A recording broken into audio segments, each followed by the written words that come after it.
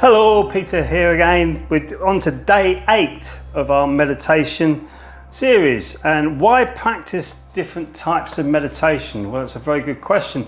For me, it's really helped to encompass what meditation is all about. It's not just sitting on the side of a mountain and becoming silent with yourself. It's every aspect of your life really, which is what qigong is as well. It's training your body and your mind for every aspect of your life. It's like putting a guard on your mind. It's like when you go out and you say on holiday or even to the shops, you'll lock the house up so you keep your house safe. How often do we keep our mind safe? How often is our mind polluted? How often do we get thoughts that don't really serve us or really help us to do the best things that we possibly can in our life? Well, we don't.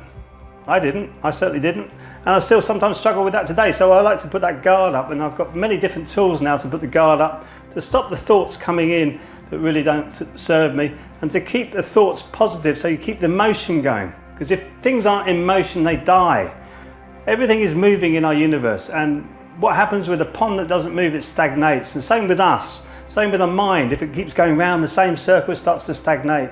So we need to open that up, but to do that we need to put a guard on the mind so that we can get the new thoughts and new energies coming through. If you haven't tried it already, there's a 5 meditation and mindfulness technique webinar that you can click the link below. Please like and subscribe if you enjoyed this video. We're going through this series quite rapidly now, so you can start at the beginning and watch all of it, and there's little snippets about meditation to help you get a deeper understanding of it so it can empower you to transform your life to where you want to take it. See you in the next video.